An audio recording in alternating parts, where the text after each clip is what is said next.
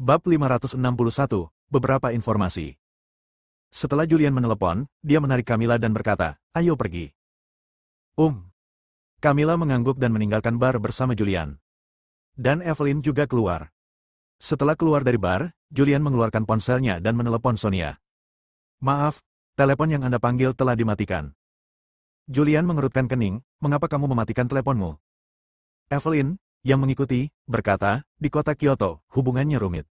Semua keluarga dan kekuatan besar memiliki mata dan telinga mereka sendiri. Dia pasti akan berhati-hati saat melakukan sesuatu. Begitu dia ditemukan, dia akan mati. Kembali dulu lalu cari peluang." Julian tidak terlalu memikirkannya. Dia memandang Camilla di sampingnya dan bertanya, "Apakah kamu sudah makan malam?"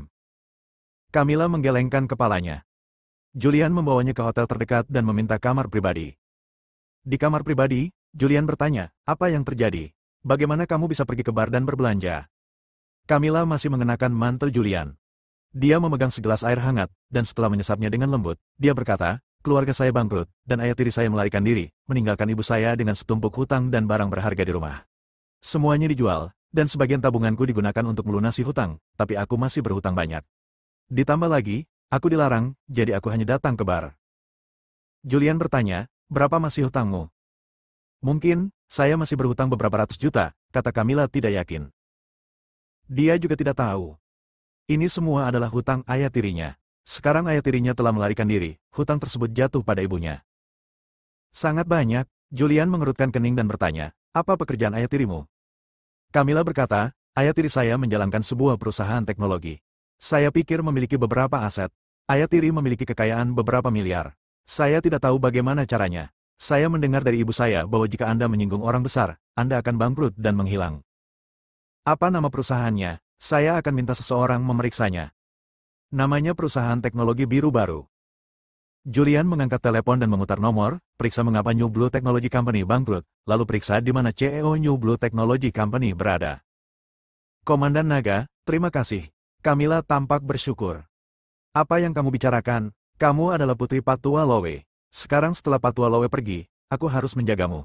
Terakhir kali aku sudah memberitahumu bahwa jika kamu mengalami kesulitan, hubungi aku. Juga, kamu bilang kamu dilarang. Apa yang terjadi?" Camilla berkata tanpa daya, "Ayah tiriku berhutang banyak. Mereka yang ingin berhutang pergi ke perusahaan hiburan tempat aku bekerja. Orang-orang ini sepertinya memiliki latar belakang tertentu, dan perusahaan itu sedikit takut, jadi mereka memecatku. Saya akan menanganinya." Julian berjanji. Dia tidak menyangka hal seperti itu masih ada di kota Kyoto. Dia harus menyelidiki masalah ini secara menyeluruh. Makanan disajikan dengan cepat. Mereka bertiga makan malam dan meninggalkan hotel. Di luar hotel, Julian bertanya, "Di mana Anda akan tinggal?" Camilla berkata, "Rumah itu dijual untuk melunasi utangnya. Sekarang saya menyewa rumah dengan ibu saya di pinggiran kota. Aku akan mengantarmu kembali." Camilla buru-buru menggelengkan kepalanya dan berkata, Tidak perlu, aku bisa kembali sendiri. Terima kasih kali ini. Aku akan memakai kembali pakaianku dulu, lalu mencucinya dan mengirimkannya ke rumah kaisar untukmu." Setelah mengatakan itu, dia berbalik dan pergi. Julian tidak banyak bicara. Evelyn di sampingnya bertanya, "Apakah kamu akan kembali sekarang?"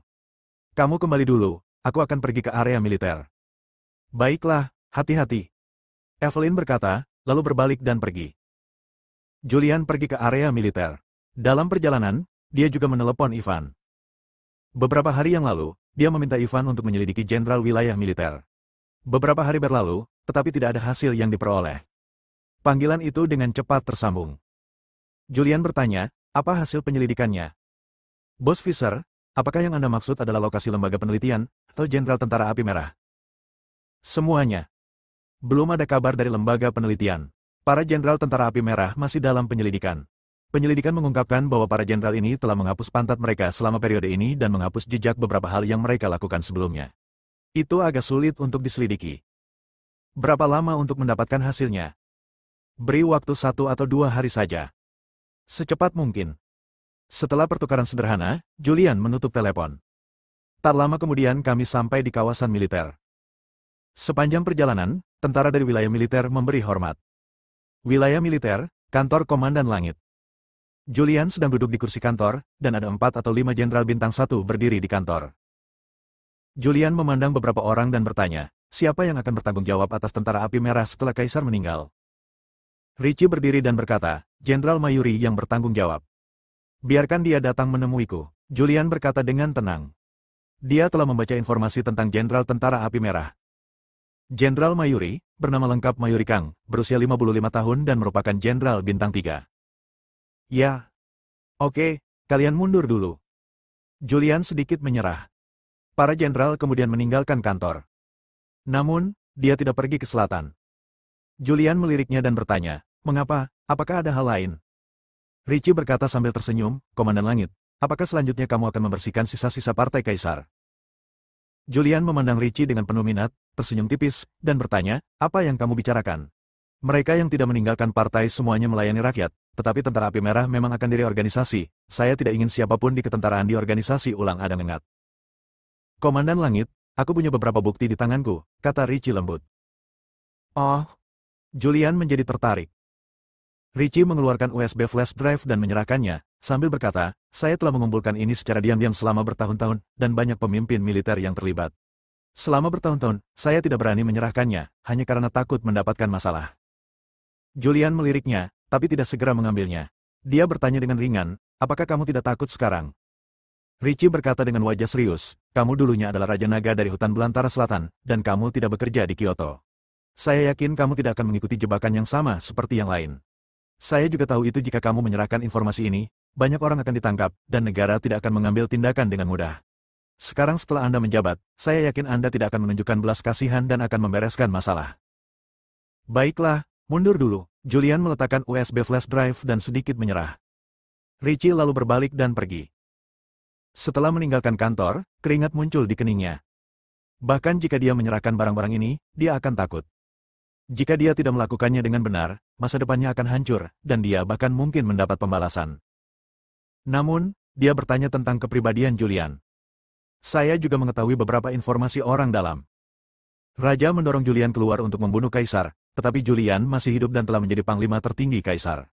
Ini berarti Raja akan mengambil tindakan dan memperbaiki kota Kyoto sebelum pemilihan besar. Dia memilih untuk mempercayai Julian.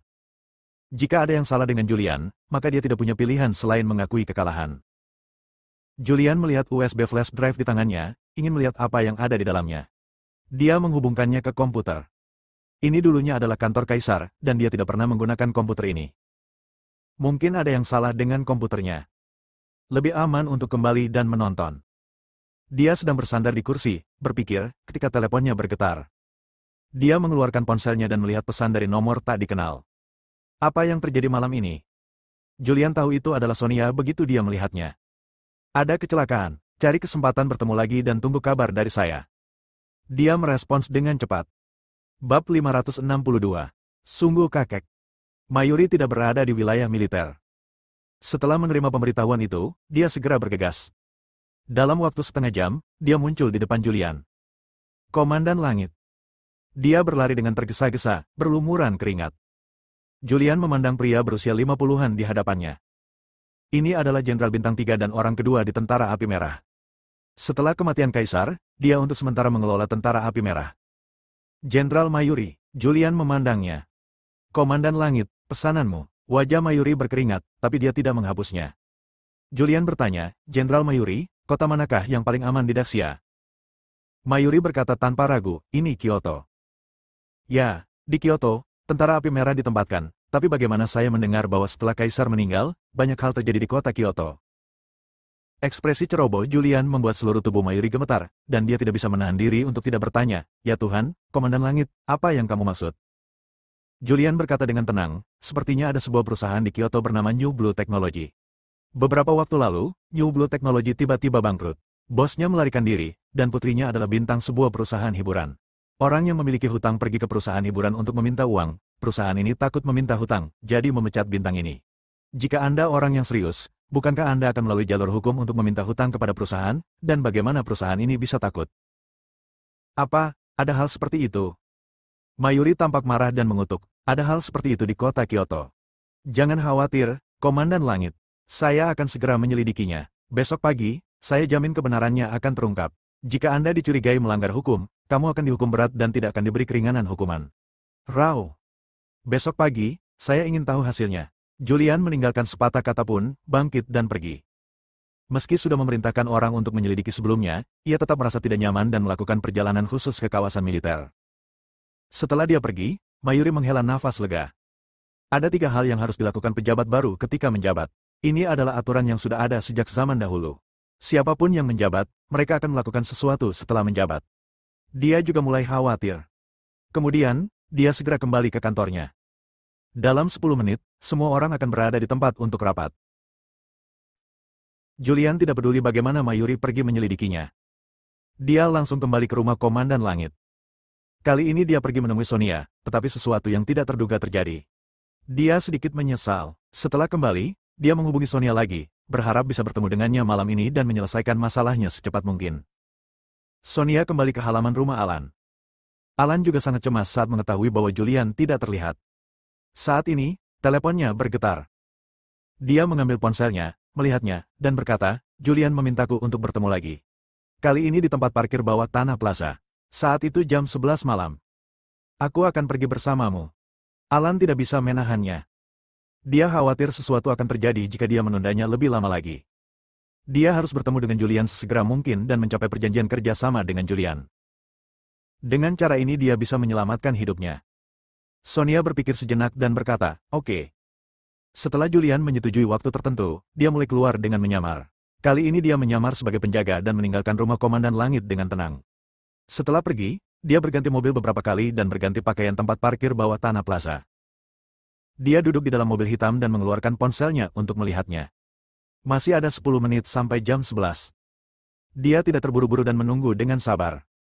Adapun Alan dan Sonia, mereka sudah sampai di tempat parkir bawah tanah dan menunggu dengan mobil bisnis berwarna hitam.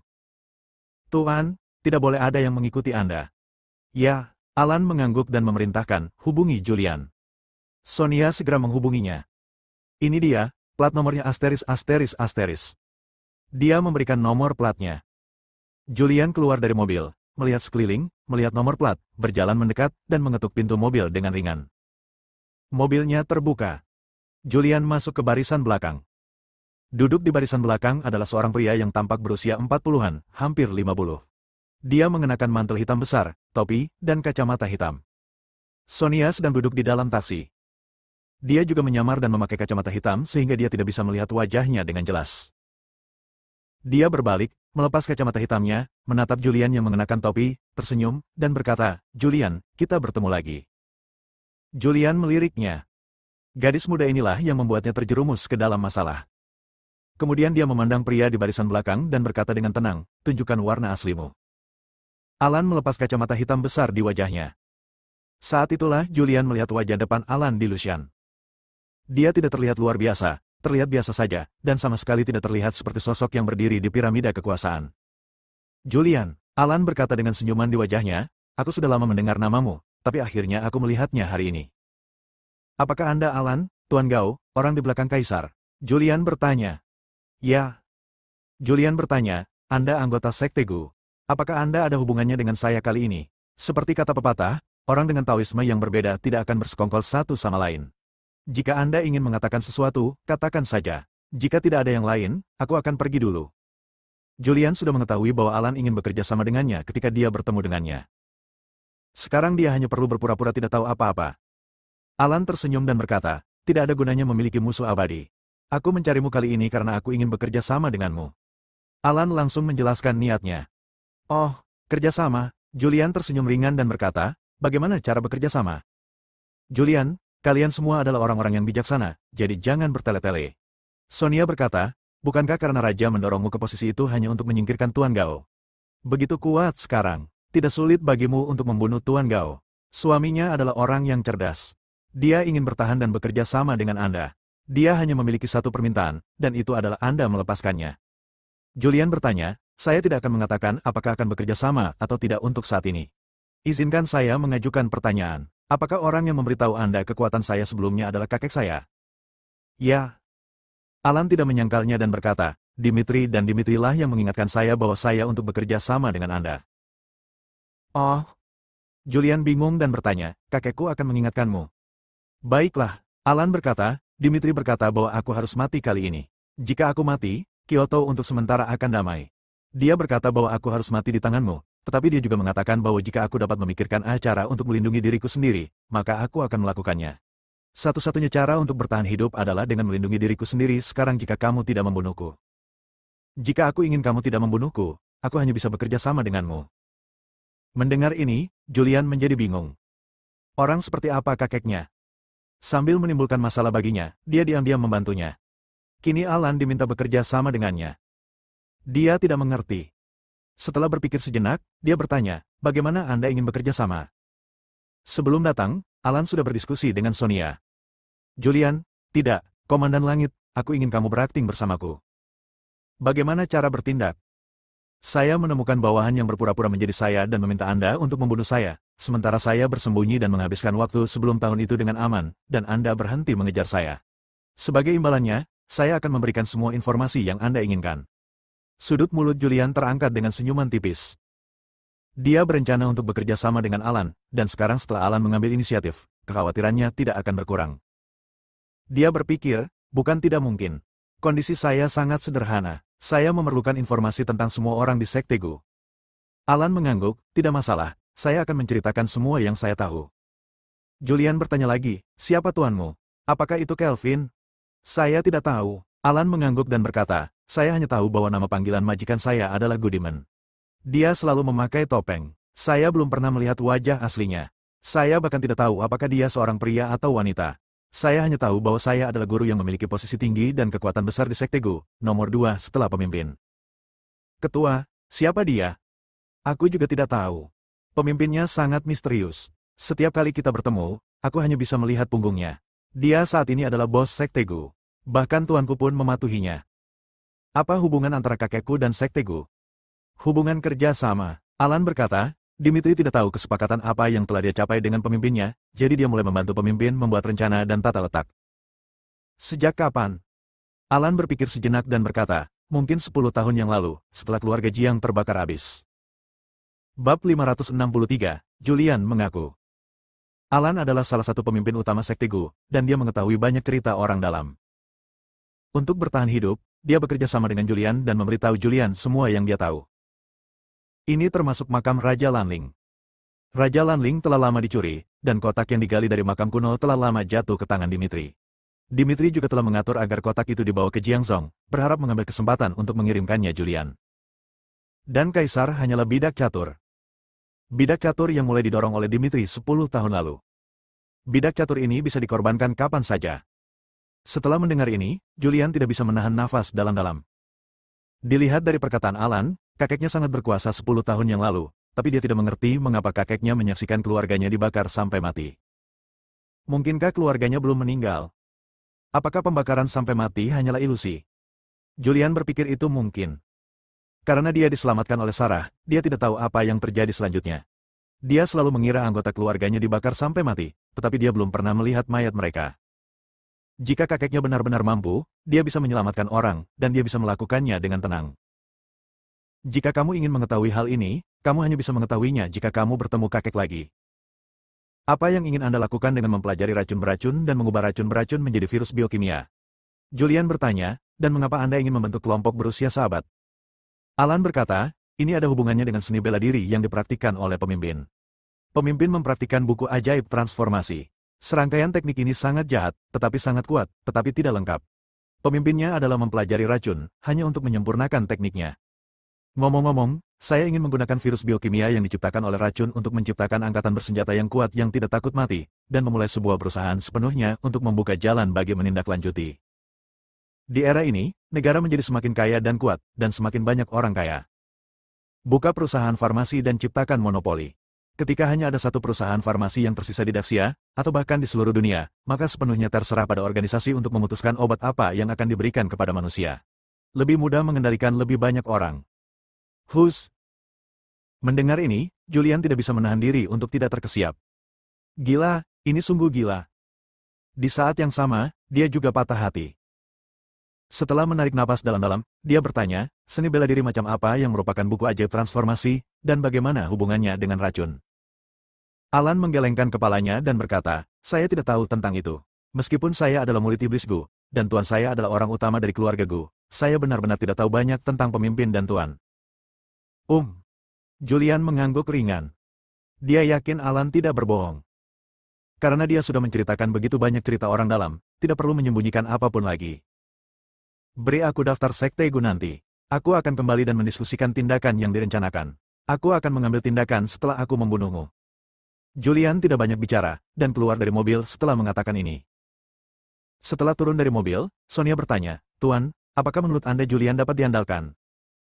Ekspresi Alan menjadi serius dan dia berkata, "Saya tidak tahu, tapi sekarang saya tidak punya pilihan lain. Saya hanya berharap setelah saya banyak membantu Julian, ketika ada bahaya nyata, Dimitri akan keluar untuk menyelamatkan hidupku." Dalam pandangan Alan, ancaman sebenarnya bukanlah Julian, tapi Dimitri. Sampai hari ini, dia masih tidak tahu kesepakatan apa yang dicapai Dimitri dengan pemimpinnya, dan mengapa orang luar diizinkan untuk berdiri dan menuding. "Ayo kembali." Ya. Sonia pergi. Julian juga kembali ke mobil, mengeluarkan sebatang rokok dan menyalakannya. Setelah selesai merokok, Alan dan Sonia telah berjalan beberapa saat, lalu dia berkendara kembali dan berbalik. Rumah Kaisar. Sarah dan Evelyn belum tidur, tetapi menunggu Julian kembali. Julian kembali, berjalan ke ruang tamu, dan dengan santai melepas topi di kepalanya. "Bagaimana?" Keduanya berdiri pada saat bersamaan dan berbicara serempak. Julian tampak serius dan berkata, "Saya mendapat konfirmasi dari Alan bahwa memang kakek saya yang memberitahu Alan, dan kakek saya juga meninggalkan instruksi agar Alan untuk bertahan hidup, menginstruksikan Alan untuk bekerja sama dengan saya, untuk bertahan hidup." "Oh, benarkah?" Evelyn bertanya, "Apa yang dikatakan Dimitri kepada Alan?" Julian menyampaikan kata-kata Alan. Mendengar ini, Evelyn menyentuh dagunya dengan ekspresi serius di wajahnya. "Ini aneh. Apa yang ingin dilakukan Dimitri? Orang seperti apa dia?" Sarah juga tidak mengerti. Dia selalu berpikir bahwa Dimitri adalah orang baik dan tidak akan menyakiti Julian. Tapi sekarang spekulasi Evelyn telah terkonfirmasi, dia tidak mengerti orang seperti apa Dimitri itu. Julian memandang Evelyn dan bertanya, "Evelyn, menurutmu apa yang ingin dilakukan kakekku?"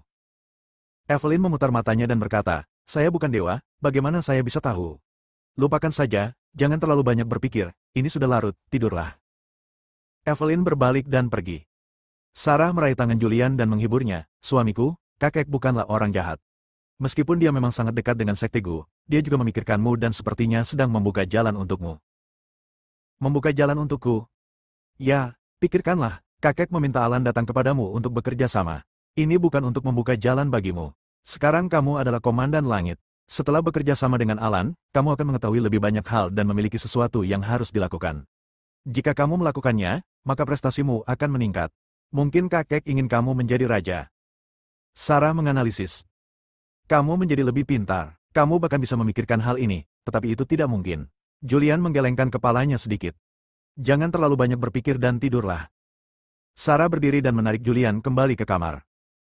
Setelah kembali ke kamar, Julian berbaring di tempat tidur, meletakkan tangan di belakang kepala, menatap langit-langit dengan bingung. Sarah pergi mandi. "Suami." Julian tenggelam dalam pikirannya. Sebuah tangisan datang. Julian mendengar suara itu dan menoleh, hanya untuk melihat Sarah berjalan keluar dengan mengenakan handuk mandi. Wajahnya yang halus berwarna merah, sosoknya ramping, dan dia sangat menawan. Dia menghampiri, menarik Julian yang sedang berbaring, dan mendesak, "Cepat mandi. Kamu sudah dewasa, saatnya punya anak. Suami, kamu lebih suka laki-laki atau perempuan?" Paruh pertama kata-kata Sarah membuat jantung Julian berdebar kencang. Namun bagian kedua kalimat membuat Julian merasa sedih. "Anak?" Sekarang Melanie sedang hamil, dia belum menemukan cara untuk menangani masalah ini.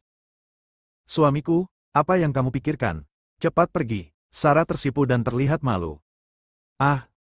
Julian duduk di samping tempat tidur dengan ekspresi gelisah di wajahnya, seolah dia ragu untuk berbicara. Sarah bertanya, "Ada apa?" "Ada sesuatu yang menurutku tidak boleh aku sembunyikan darimu." Ekspresi Julian menjadi serius.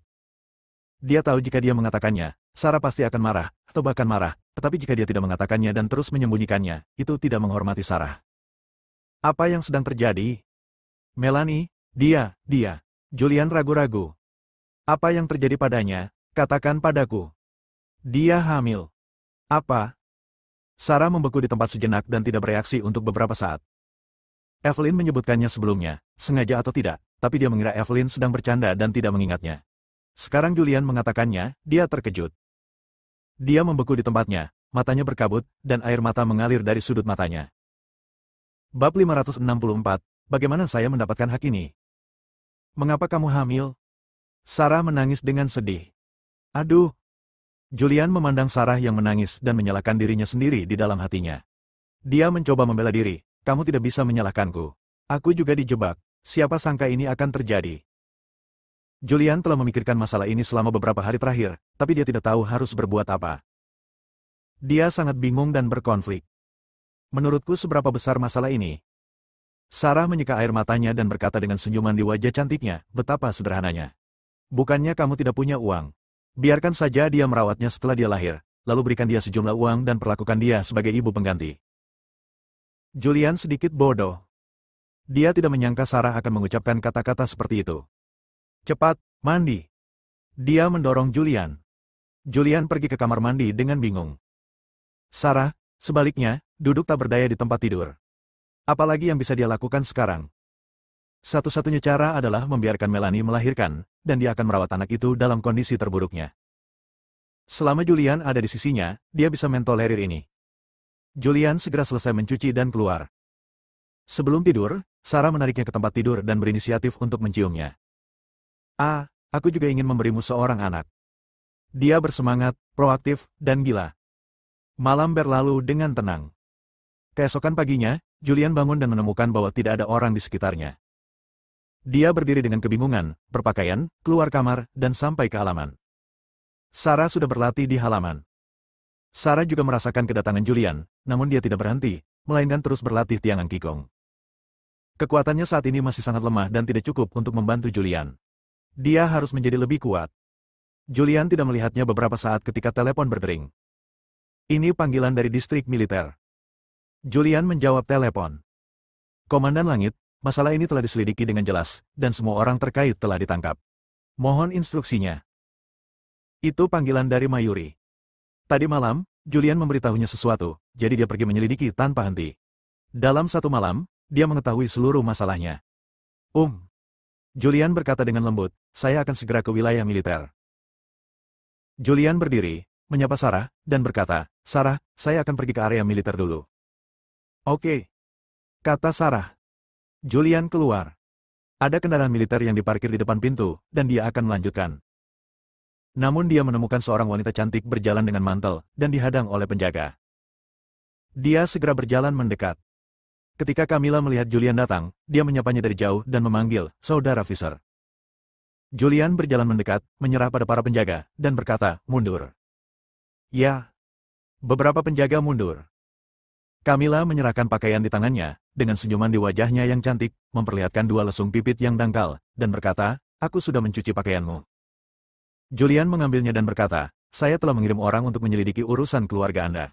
Saya akan pergi ke wilayah militer untuk menanyakan detailnya. Anda bisa ikut dengan saya. Sangat cepat. Camilla tercengang. Julian baru mengetahui masalah ini tadi malam. Dia menyelidiki semuanya dalam satu malam. Setelah sedikit terkejut, dia berkata, ya. Ayo pergi. Julian berbalik dan melambai ke kendaraan militer di belakangnya. Sopir itu melaju dan berhenti di depan Julian. Keduanya masuk ke dalam mobil. Segera, mereka tiba di markas besar Tentara Api Merah. Kantor Komandan Langit. Julian duduk di kursi kantor, dan Camilla duduk di samping. Mayuri sudah lama menunggu. Dia tidak tidur sepanjang malam dan tinggal di wilayah militer. Dia menyerahkan informasi tersebut dan berkata, Komandan Langit, mereka semua ada di sini. New Blue Technology bangkrut. Ini diduga pertikaian antara beberapa raksasa teknologi. New Blue Technology telah menguasai teknologi baru. Sebuah keluarga ingin mengakuisisi dengan harga murah, tapi ditolak. Julian melihat informasi hasilnya. Informasi mencatat apa yang terjadi secara rinci. Perusahaan teknologi New Blue bukanlah pemimpin di antara perusahaan teknologi. Selama bertahun-tahun, perusahaan ini telah meneliti teknologi baru dan akhirnya membuat terobosan besar. Ketika New Blue Technology berencana untuk berkarir, teknologi baru ini menjadi perhatian keluarga Wasis. Keluarga Wasis juga merupakan keluarga besar di Kyoto, yang sebagian besar bergerak di bidang produk teknologi. Perusahaan teknologi milik keluarga Wasis juga merupakan yang terkemuka di tanah air. Keluarga Wasis mengetahui bahwa teknologi New Blue telah menguasai teknologi baru tersebut dan berencana menghabiskan jutaan dolar untuk membelinya, tetapi ditolak. Oleh karena itu, keluarga Wasis mulai membuat rencana dan membuat New Blue Technology bangkrut dan terlilit hutang, namun mereka tidak mendapatkan teknologi tersebut. Informasi teknologi tersebut diambil oleh bos New Blue Technology dan melarikan diri. Keluarga Wasis menolak menyerah dan mulai menekan Camilla dan putrinya, mencoba memaksa bos teknologi New Blue keluar. Oleh karena itu, Camilla diusir dan tidak punya pilihan selain pergi ke bar untuk membantu menyanyi. Setelah Julian membacanya, dia memberikan informasi tersebut kepada Camilla dan berkata, "Coba lihat." Camilla melihatnya. Mayuri melanjutkan, "Komandan, orang di balik rencana tersebut adalah manajer perusahaan teknologi keluarga Wasis. Namanya Tri Wasis, dan dia adalah putra dari kepala keluarga Wasis. Orang ini telah ditangkap." Julian menatap Mayuri dan berkata dengan tenang, "Oke, ayo turun dulu." "Ya." Mayuri lalu berbalik dan pergi. Setelah keluar dari kantor, keringat muncul di dahinya. Dia menyeka keringat dan segera pergi. Segera Camilla selesai membacanya. Julian bertanya, "Apakah menurut Anda ada masalah?" Camilla berpikir sejenak dan berkata, "Bagaimana seorang pemuda dari keluarga dapat menyebabkan begitu banyak hal? Manajemen puncak keluarga Wasis harus terlibat dalam masalah ini, dan sekarang seorang pemuda diperkenalkan untuk bertanggung jawab." Julian mengangguk ringan. Memang tidak mudah membuat perusahaan yang memiliki aset bernilai miliaran menjadi bangkrut, pasti membutuhkan koneksi yang banyak. Dia mengeluarkan ponselnya dan menelepon Richie. "Datanglah ke kantorku." Tak lama kemudian, Richie muncul. "Komandan Langit, apa perintahmu?" Julian memberikan informasi dari penyelidikan Mayuri kepada Richie dan berkata, "Coba lihat, apakah ada masalah?" Richie mengambilnya dan melihatnya, lalu berkata, "Pasti ada yang salah. Bagaimana bisa seorang manajer atau pemuda memiliki begitu banyak energi? Pasti manajemen senior keluarga yang memiliki ide dan menggunakan koneksi mereka untuk teknologi New Blue bangkrut." Julian memerintahkan, segera bentuk gugus tugas khusus untuk menyelidiki masalah ini secara menyeluruh. Ngomong-ngomong, periksa Jenderal Mayuri untuk melihat hubungan apa yang dia miliki dengan keluarga Wasis. Saat melaksanakan masalah ini, apakah dia menerima manfaat apapun dari keluarga Wasis? Jika ya, tidak ada ampun. Mendengar ini, tubuh Richie gemetar. Dia berkata pada waktunya, "Komandan Langit, Jenderal Mayuri memiliki pangkat militer bintang 3. Bagaimana saya bisa berhak menyelidikinya? Bahkan jika ada masalah nyata, Raja perlu mengeluarkan dokumen secara pribadi dan ketiga pihak harus mencap sebelum militer dapat menyelidikinya. Pergi saja dan periksa apa yang aku pesan." Julian berbicara dengan tenang. Dia bertanggung jawab atas pedang hukuman dan bahkan dapat membunuh komandan pasukan. Setelah saya mengetahuinya, saya akan melaporkannya dan meminta ketiga pihak mencapnya. "Ya." Richie mengangguk, dan dengan kata-kata Julian, dia merasa lega. Bab 565, menangkap orang. Setelah Richie menerima perintah Julian, dia segera pergi. Julian memandang Camilla yang duduk di sampingnya, dan bersumpah, "Jangan khawatir. Saya pasti akan menyelesaikan masalah ini, dan tidak peduli siapa yang terlibat, saya tidak akan pernah membiarkan dia pergi dengan lunak." Camilla berkata dengan wajah bersyukur, "Saudara Fisher, Komandan Langit, terima kasih banyak. Jika bukan karena Anda, saya benar-benar tidak tahu apa yang harus saya lakukan. Jika bukan karena Anda, saya takut kemarin." Julian berhenti sebentar dan menyela, "Kamu adalah putri Patua Lowe, putri seorang pahlawan. Urusanmu adalah urusanku, dan aku sudah berkata, hubungi aku jika kamu punya sesuatu." "Aku tahu, aku akan melakukannya." Camilla tersenyum. "Jika kamu punya rencana hari ini, aku akan mengirimmu ke sana dulu." Julian tidak ada hubungannya di bidang militer. Berencana untuk mengirimnya kembali dulu. Camilla berpikir sejenak dan berkata, "Tidak ada yang salah untuk saat ini. Saya berencana untuk kembali dan menunggu kabar baik Anda. Selama ini, ibu saya sangat mengkhawatirkan ayah saya, khawatir akan hal itu. Dalam pemeriksaan tadi malam, keberadaan ayah tirinya belum ditemukan." Julian berkata, "Saya akan menyelidikinya sesegera mungkin. Saya tidak hanya akan menggunakan saluran resmi, tetapi saya juga akan menggunakan saluran lain untuk mengetahui keberadaan ayahmu sesegera mungkin. Begitu ada berita, saya akan memberitahu Anda langsung." "Baiklah, terima kasih. Ayo pergi, aku akan mengantarmu kembali dulu." Julian berdiri lebih dulu. Dia meninggalkan kantor bersama Camilla. Setelah berjalan dari gedung kantor, dia secara pribadi mengendarai kendaraan militer untuk mengirim Camilla kembali. Keluarganya dianggap kaya, dan karena dia adalah seorang bintang besar, dia juga menghasilkan banyak uang. Namun kini semua barang berharga yang ada di keluarga, termasuk rumah, telah terjual. Tabungannya juga digunakan untuk melunasi hutang. Kini dia dan ibunya menyewa rumah di pinggiran kota. Daerah ini disebut Kabupaten Laulang. Dibangun puluhan tahun yang lalu, dan tempat ini dianggap sebagai kota tua. Namun meski begitu, di Kyoto, harga sewa di kota tua tersebut tidaklah murah. Tepat di depan. Setelah tiba di distrik Laulang, Camilla menunjuk ke sebuah bangunan tempat tinggal berlantai 7 atau 8 di depannya dan berkata, "Selama periode ini, saya dan ibu saya telah tinggal di sini. Saudara Fisher, tolong kirim kami ke sini. Saya akan naik saja. Biarkan aku naik dan melihat, kata Julian. Dia tidak tahu siapa lagi yang ada di keluarga Patua Lowe sebelumnya. Yang saya tahu adalah dia memiliki seorang putri.